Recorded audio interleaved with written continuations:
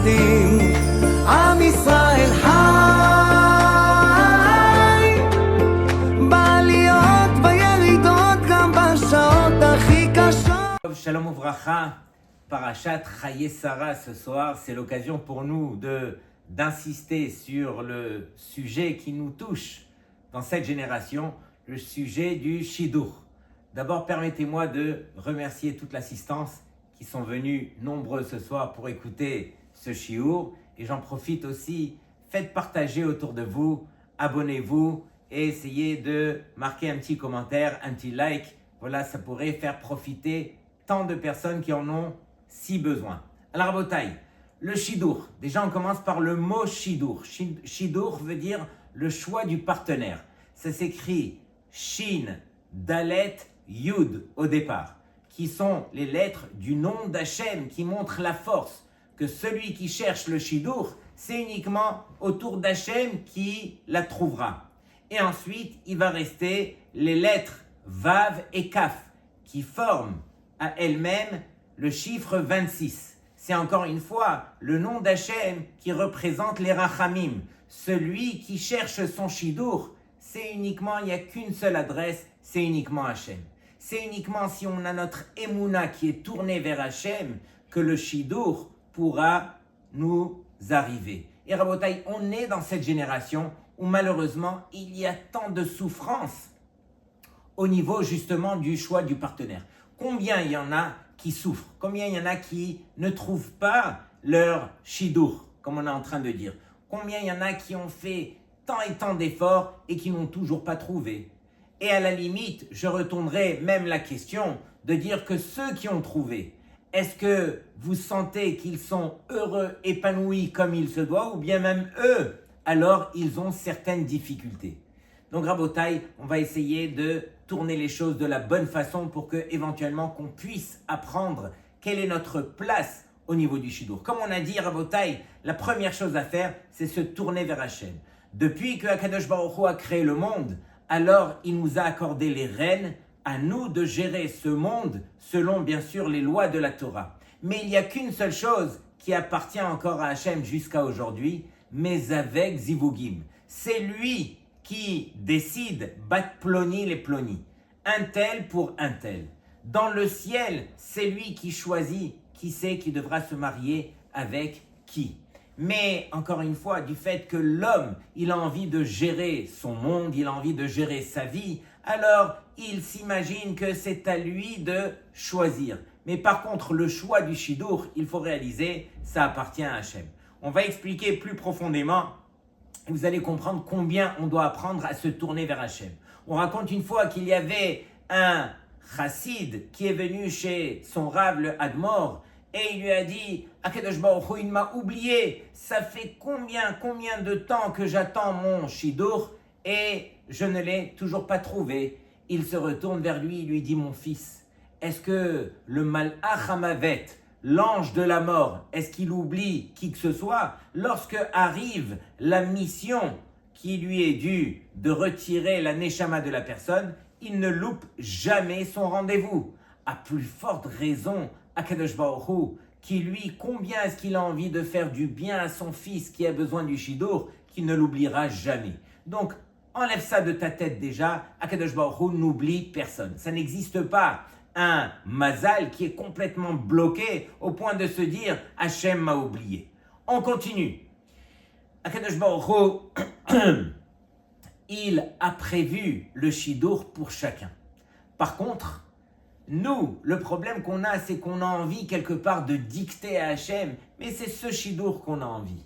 Et rappelez-vous de la phrase de la Gemara qui dit « Caché zivugo shel adam kekriyat yamsouf ». C'est difficile pour Hachem de réunir un couple comme la difficulté d'ouvrir la mer. Mais Rabotai, on sait très bien qu'il n'y a rien de difficile pour Hachem. C'est quoi ce langage de caché? C'est difficile. Si ce n'est que c'est difficile pour Hachem d'expliquer à l'homme que le choix que Hachem avait pour lui, c'est ce choix que l'homme devra accepter. Et très souvent, on se construit à l'intérieur de notre esprit un cliché, on a envie tel et tel zivug, on la veut comme ça, et dans telles conditions, etc. Pendant que Hachem, qui nous aime et qui nous connaît encore mieux qu'on s'aime soi-même et qu'on se connaît soi-même, il sait très bien quel est le réel choix du partenaire. D'autant plus qu'il y a tellement de choses qui nous échappent à Botaï. Nous, on ne voit que le zivoug au jour d'aujourd'hui, au présent. Pendant que vous pouvez imaginer tout ce qui va, les répercussions de ce choix, toute la descendance qui va arriver, toutes les neshamot, les âmes qui seront liées à ce choix qui sera fait. Si ce n'est qu'on se doit de faire confiance à Hachem et de dire à Hachem, allez, montre-le-moi et j'essayerai au mieux de comprendre que c'est ça le choix que tu me demandes de faire. Et donc, Rabotai, lorsque on arrive dans cette belle paracha, on voit que Yitzhak Avinu avait déjà l'âge de 37 ans.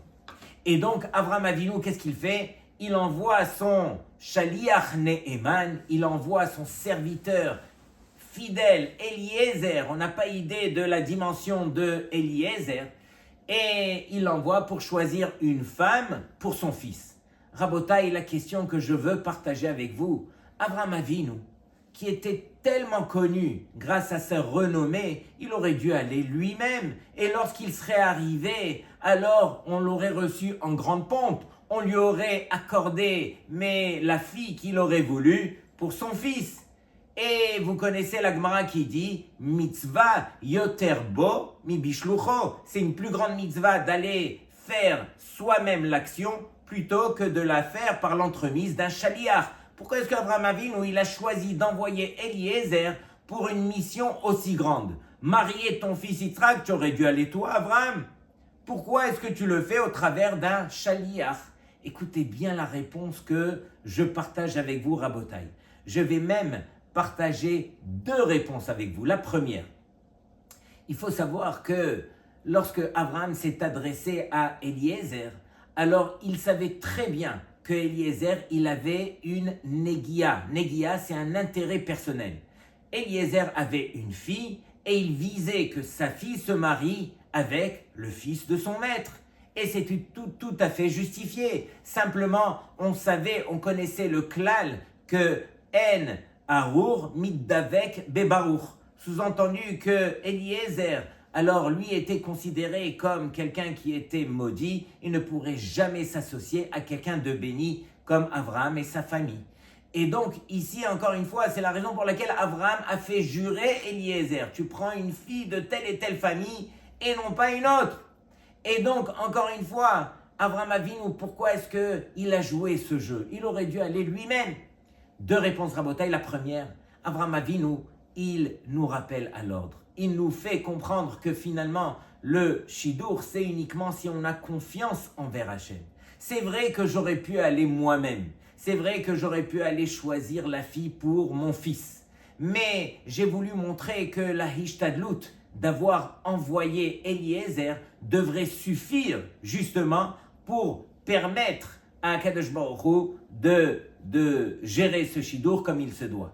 Plus que cela, alors je n'aimerais pas dire que non, si moi je ne vais pas, alors ça ne pourrait jamais se réaliser. Encore une fois, Avraham Avinu, c'est ce qu'il vient nous enseigner. Il vient nous enseigner que le Shidur, alors il n'est pas obligé de passer par moi. Et ça se traduit par quoi? Ça se traduit par la Hishtadlut. Hishtadlut veut dire l'effort. Combien d'efforts je vais faire pour montrer que j'ai envie justement de me marier? Il faut limiter son effort. Bien sûr qu'il faut le faire parce qu'on ne peut pas compter sur le miracle et on n'est pas de ce niveau non plus. Donc, il faut camoufler le miracle et donc faire la Hishtadlut, mais se limiter en essayant de prendre conscience que finalement, le Shidur ne dépend pas uniquement de ma Hishtadlut, elle dépend uniquement d'Hachem. Et rappelez-vous les paroles du Chazon Ish, c'était sa Hiloula la semaine dernière. Le Chazon Ish, il nous dit Beshidurim, lo lochatzim yoter midai. On n'a pas le droit de forcer plus qu'il n'en faut. Il y a des gens, vous savez, ils veulent trop forcer la main d'Hachem. Ils insistent tellement, ils vont taper à toutes les portes. Rabotai, ce n'est pas la manière de faire. Il faut montrer à Hachem combien on a confiance en lui. Avraham Avinu aurait pu faire la Hishtadlut, le top niveau. Il s'est limité au niveau de sa Hishtadlut, justement pour nous enseigner à nous, calmez-vous. faites confiance à Hachem. Faites ce que vous devez faire, mais au travers de votre ishtadlut, limitez-vous à comprendre que finalement, ça ne viendra que de Hachem. Montrez votre émouna envers Hachem. C'est ça la plus grande ishtadlut. Deuxième réponse, Rabotai, alors elle est magnifique. On sait que Avraham Avinu, il voulait aller lui-même. Mais Avraham Avinu, c'était l'homme du chesed. Il avait l'occasion de faire un chesed inégalé envers qui? Envers son serviteur Eliezer. Et on sait que Eliezer, alors, c'était le rosh yeshiva de la yeshiva de Avraham Avinu. Le Midrash nous dit qu'il avait 180 000 talmidim. Et pourquoi on l'appelle Eliezer? La Gemara nous dit parce qu'il était dolé ou mashké, il puisait la Torah de son maître et il l'enseignait la acherim à d'autres. Et donc, finalement, Eliezer, comme on le sait, de par sa nature, il était maudit. Lui faisait partie du Harour. Et Avraham Avinu, il savait que s'il allait faire un chesed, pareil, ça veut dire de se dépasser, de se détacher de sa propre fille et d'aller accomplir cette mission, alors du ciel, on l'aurait épargné de ce klal, de cette règle de Harour, de maudit, et on lui aurait accordé Barour, qu'il soit béni. Avraham Avinu s'est empêché justement d'aller faire lui-même la ishtadlut pour permettre à Eliezer de passer d'un cran. Regardez le chesed que Avraham il avait en tête lorsqu'il a envoyé justement Eliezer faire cela. Et Rabotai, regardez ce que le Yalkut Shimoni, un des midrashim les plus anciens sur le livre de Yecheskel, il nous dit que à partir de ce moment-là, on ne retrouve plus Eliezer dans la Torah. Il a disparu. Et pourquoi? Parce que Eliezer faisait partie des 13 personnes qui sont rentrées vivantes dans le Gan Eden. Et donc, à partir de là, on ne le voit plus, Eliezer, et sûrement qu'il a atteint le niveau de Baruch grâce au chesed que Abraham il a fait. Et donc, qu'est-ce qu'on apprend de là? On apprend que celui qui est doeg, celui qui se soucie de son prochain, c'est Akadosh Baruch Hu lui-même qui se souciera de ce qu'il aura besoin. Et donc, Rabotai, c'est ça ce qu'on doit apprendre à faire. On doit apprendre à se tourner vers son prochain, à faire du chesed, mais comme il se doit. Et celui, encore une fois, qui pense à l'autre, Hachem pensera à lui et lui accordera ce qu'il aura besoin. On raconte une fois, il y avait un bachour qui faisait partie des meilleurs bachourim de la prestigieuse yeshiva de Mir. Et ce bachour était arrivé à l'âge du shidur, justement, et un des rabbanim lui a présenté une fille. Et donc, il a rencontré la fille, mais à la première rencontre, il a regardé et il a vu que la fille, elle louchait. Et donc, à la fin de la rencontre, il a été voir le Rav et il dit que votre Rav, Mechila et tout ça, mais la vérité, elle a un défaut, elle louche. Alors le Rav, il a dit, ah vraiment, je ne savais pas, je n'avais pas vérifié cela, excuse-moi, si tu veux, on annule le shidur. Il lui dit, mais je ne pourrais pas annuler un shidur pareil. Elle va savoir que si j'arrête à ce stade, c'est à cause de son défaut. Et moi, je n'ai pas le droit de rabaisser une Bat Israël. Et d'autant plus qu'il s'agit ici d'un défaut qui ne dépend pas d'elle. Elle est née de la sorte. Donc, comment est-ce que je peux arrêter? Laissez-moi que votre Rav, je vais rentrer au Beth Midrash. Il a pris un livre de Moussar et il a fait un travail personnel, un travail interne pour essayer de travailler et faire du chesed envers l'autre. Une fois qu'il a étudié le Moussar, il est retourné voir le Rav et lui dit que votre Rav, j'aimerais revoir cette jeune fille. Mais bien sûr, il était de ce niveau. Je ne conseille pas à qui que ce soit de jouer à un jeu pareil. Lorsque on voit que ça nous dérange, on doit arrêter. On n'est pas de ce niveau. En tout cas, lui, il s'est dépassé pour penser au chesed qu'il voulait faire envers cette fille et il l'a bien sûr accepté de la bonne façon. Donc, il retourne voir la fille et là, il réalise que après la deuxième rencontre, cette fille ne louche pas. Et c'est pas juste qu'elle ne louche pas, la fille, ils avaient vraiment une affinité qui était magnifique. Il a fini par se marier avec elle et Bli Ainara, il a eu des garçons qui font partie des plus grands rachés yeshivot de toutes les yeshivot. Regardez Rabotai, ne serait-ce que de se tourner vers son prochain et d'avoir eu l'intention de faire du chesed. Bien qu'en fin de compte, ce n'est pas vrai, elle ne louche pas. Mais lui, il a fait ce travail pour pouvoir accepter et justement dans l'intention de faire du chesed. Ne serait-ce que l'intention, Rabotai. Regardez combien Akadosh Baruch Hu s'est occupé de lui, lui a donné des garçons qui sont devenus des géants en Torah. Rabotai, ça c'est celui qui apprend à se tourner vers son prochain.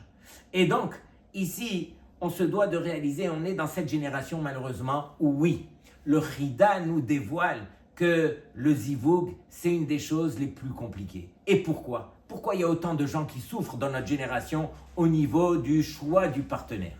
Le Chida nous dévoile que, au nom du Harizal, que toutes les âmes qui sont dans notre génération sont des Gilgulim, des âmes réincarnées, qui sont venues réparer justement des choses qu'ils avaient à se reprocher.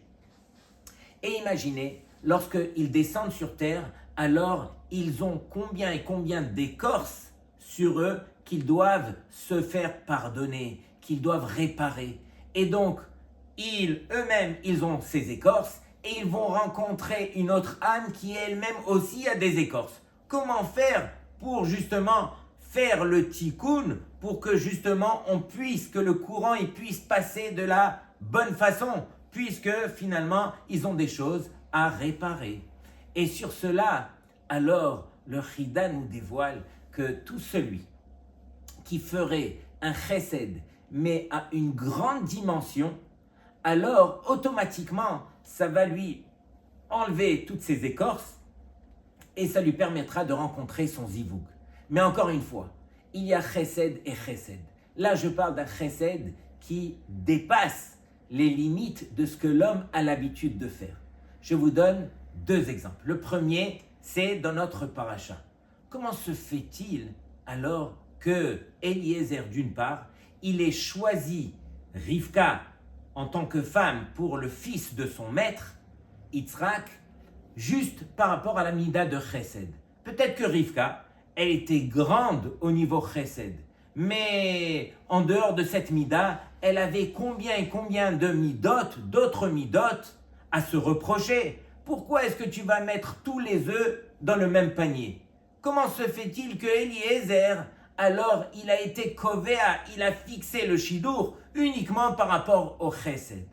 Et sur cela, Rabotai, qu'est-ce qu'on répond ?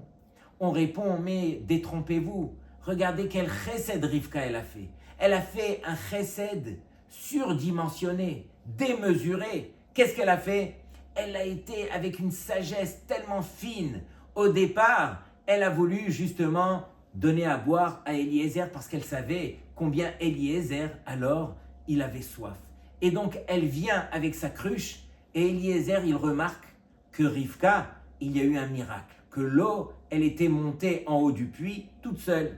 Mais Eliezer ne se base pas sur le miracle pour choisir cette fille, il veut voir si elle va continuer à faire du chesed. Et elle, Rivka, elle choisit d'aller abreuver tous les chameaux. Vous pouvez imaginer une petite fille de l'âge de 3 ans qui va aller abreuver des chameaux. Est-ce que ça rentre dans notre tête ? Eh bien, Rivka, elle se met. Et regardez ce que le Midrash dit. Il dit que le miracle s'est arrêté. Aussitôt qu'on vient pour faire une mitzvah, elle est venue pour abreuver les chameaux, alors elle doit le faire de par ses propres efforts. Rabotai, c'est un moussard en lui-même. Lorsque quelqu'un fait tchouva ou lorsque quelqu'un fait un effort, alors il réalise qu'il y a tant de portes, de murs qui se dressent devant lui. C'est compliqué, Hachem, mais moi j'ai fait ça pour toi. Comment ça se fait qu'il y a autant de difficultés ? Sur cela, on se rappelle alors, Rabotai, c'est le plus grand cadeau que Hachem nous fait. Hachem, lorsque tu es attaché à une mitzvah comme Rivka l'était pour le bien des chameaux, alors Hachem, il te rentre dans une situation de difficulté, il t'enlève quelque part l'aide qu'il t'accordait auparavant et il te dit débrouille-toi. Pourquoi débrouille-toi ? Parce que ce mérite, tu ne pourras l'atteindre qu'au travers des efforts que tu auras montrés dans la mitzvah. Lorsqu'on s'attache à une mitzvah, combien cette mitzvah elle est redevable envers nous. Et donc Rivka, c'est ce qu'elle a fait. La vérité, elle a fait un chesed qui était encore une fois démesuré. Mais pourquoi elle l'a fait ? Elle l'a pas fait pour faire du bien uniquement à Eliezer ou à ses chameaux. Elle l'a fait parce qu'elle comprenait que faire du chesed, c'est une obligation pour elle-même. Et donc, lorsque on réalise que le chesed, ça doit nous appartenir, non pas uniquement pour justement faire du bien à l'autre, parce qu'on a de la peine pour l'autre, parce qu'on veut l'aider. Bien sûr qu'automatiquement, lorsqu'on va faire du chesed, alors ça fera du bien à l'autre. Mais on doit réaliser qu'on fait du chesed parce que c'est une obligation en soi, à la limite, à l'image de ce que Avraham Avinu il a fait. À l'âge de 99 ans, faire sa brit mila, attendre le 3e jour de la mila qui fait le plus mal, où le sang coulait encore, où Akadosh Baruch Hu, il a fait sortir Hama Minartika, le soleil de son écrin. Il faisait ce jour-là 60 degrés justement pour ne pas qu'il y ait des invités qui puissent passer et déranger Avraham Avinu. Avraham Avinu dans toutes ces conditions, et il était en train de parler avec la Shrina. Il s'est détourné de parler avec la Shrina justement pour aller accueillir les invités. Mais Avraham, c'est quoi tout ce chesed là? Tu étais patour, Anouz Rachamana Patré. Pourquoi tu t'es pris la tête de la sorte? Si ce n'est qu'Avraham Avinu, il vient nous enseigner, mes rabotaï, je ne cherche pas à être patour. Pour moi, ma raison d'être, la raison pour laquelle je m'appelle Avraham Avinu, c'est uniquement pour le chesed. Mais je comprends que ce chesed, c'est moi qui en ai besoin, beaucoup plus que la personne à qui je vais faire du chesed. Le chesed, c'est une obligation pour soi-même. Et donc, c'est ce qu'on voit aussi chez Rivka. Et donc, Rabotai, ici encore une fois, Eliezer, il s'est basé sur le chesed de Rivka. Pourquoi? Parce que ce chesed, comme on a dit, qui était un chesed qui était extrême, alors c'est évident que même si elle a d'autres défauts, le chesed la ramènera à faire son tikkun, lui permettra de réparer toutes les autres mauvaises midotes, et elle pourra justement grandir grâce à ce chesed qui est poussé. Rabotai, je vous raconte une histoire qui est magnifique. Une vraie histoire. Un Bachour Yeshiva qui lui, malheureusement, alors lui aussi il a traîné au niveau des Shidduchim, est arrivé à l'âge de 31 ans, toujours pas marié. Ça peut arriver. Et on ne connaît pas quels sont les tikkunim, les réparations pour lesquelles on est venu sur terre. Et donc on doit faire, encore une fois, on doit avoir la émouna et faire confiance en Hachem. Et donc ce Bachour en question, à 31 ans, il se dit, mais Maïhaï, qu'est-ce que je vais devenir? Sa famille se réunissent et lui disent, regarde, on a un petit cadeau pour toi. Ce vendredi, c'est Erev Shabbat qui tombe Erev Rosh Chodesh. C'est vrai que c'est un vendredi d'hiver où le Shabbat tombe tôt, donc on va aller prier au Netz, on a loué un taxi et on va aller dans le nord. Il y a un tzaddik sur lequel si on va ce jour-là, veille de Shabbat, veille de Rosh Chodesh, alors il y a une ségoula de prier sur la tombe de ce tzaddik qui s'appelle Baal HaIsourin. Il a pris sur lui des souffrance, justement parce qu'il ne s'était pas marié, que tout celui qui irait sur sa tombe, il va prier pour qu'il se marie. Et donc ce Bachour en question, accompagné de toute sa famille, ils avaient orchestré un petit peu la belle sortie. Allez, on se doit de prier pour notre frère qui est toujours pas marié. Et donc tout de suite après la tefila du Netz, ils avaient préparé le petit déjeuner qu'ils allaient manger dans la voiture. Lui, il rentre dans la voiture, aïe, j'ai oublié mon livre avec mes téphilotes. Je remonte 2 secondes à la maison. Il remonte à la maison, il ouvre la porte, il est en train de chercher son livre, vient taper à sa porte, il se retourne et il voit un vieil homme qui lui dit « Mechila de vous déranger, ça fait quelques jours que je suis là pour essayer de collecter de l'argent. Je n'ai presque rien collecté et la vérité, je n'ai rien mangé depuis un jour. Et donc, est-ce que vous pouvez m'offrir un café, s'il vous plaît ?» Et donc, un café, oui, tout de suite, il va et il met l'eau à bouillir et bien sûr, il attend. Pendant qu'il attend l'eau bouillir, lui-même est en train de bouillir parce que tout le monde l'attend. Et donc, il fait le café et il l'approche à l'homme. Il voulait fermer la porte et descendre. Il lui dit « Merci beaucoup pour votre café, mais est-ce que vous n'avez pas quelque chose pour l'accompagner ?» C'était un vendredi, il n'a rien trouvé dans les placards. Il lui dit « J'ai rien et tout ça. » il ne savait plus comment faire, il lui dit « Est-ce que vous voulez une omelette ?»« Ah oui, une omelette, s'il vous plaît, faites-moi une omelette. » Alors là, son téléphone qui n'arrête pas de sonner, la famille qui l'appelle, « Où tu es? On t'attend !» Il fait vite l'omelette et il lui pose le plat et il lui dit « Non mais vous n'avez pas du pain pour accompagner l'omelette ?»« Ah, le pain, n'est-il à tiadaim, birkatama ?» Oh là là. Et donc, il va chercher le pain et il lui donne, et l'autre fait netilat, il mange, et vers la fin du repas, il lui dit, monsieur, je suis des plus pressés, faites votre birkat Amazon parce que je... Ah, vous êtes pressé, vous allez où? Il lui dit, mais j'ai 31 ans, je ne suis pas encore marié, on m'emmène donc sur la tombe de tel et tel tzaddik justement pour prier. Il lui dit, écoutez, je suis quelqu'un de simple, mais j'aimerais vous faire une beracha, que par le chesed que vous m'avez fait, alors que Akadosh Baruch Hu, il vous accorde votre zivoug cette année. Et donc, Rabotai, il a été bien sûr sur la tombe du tzaddik, il a prié avec sa famille, etc. Ils sont revenus, tout s'est bien passé. Il a rencontré son zivoug et le mariage a été fixé exactement à la même date où il avait fait le chesed envers cette personne 1 an après.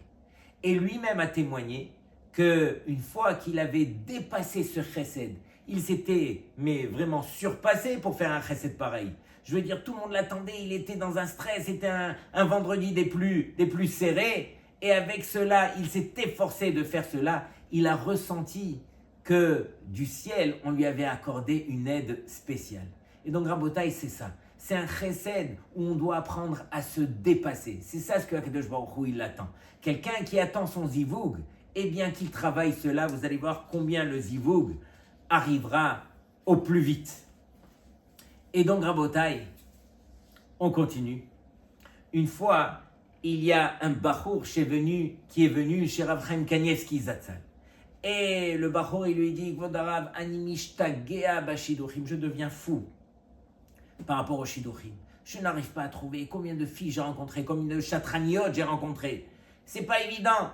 Et Rav Chaim lui donne 2 réponses. La première, il lui dit, regarde, c'est sûr que dans le ciel, on a été on a fixé bat ploni les plonis. Une fille pour un garçon. Donc ça, c'est sûr. Ton zivoug, premièrement, elle est née. Deuxièmement, elle est réservée pour toi. Mais c'est marqué aussi, en mezavigin lola adam, elle a les filles ma'asav. C'est uniquement, on ne pourra faire un zivoug, un shidour à l'homme que par rapport à ses actions. Travaille tes actions. Fais de bonnes actions, fais des ma'asim tovim et tu vas voir combien ces ma'asim tovim vont te rapprocher de ton zivou. Première réponse. Deuxième réponse, il faut se rappeler de la Gemara qui dit « Caché zivougo chez la dame qui crie à Tiamsouf » comme on a dit. C'est très difficile. Et donc caché, on ne pourra pas l'effacer de la Torah. C'est vraiment caché de retrouver son zivoug. Et ce caché, on doit l'accepter. Donc si on voit que les choses sont un petit peu difficiles, ça fait partie du verset, ça fait partie du jeu, et donc on doit l'accepter aussi.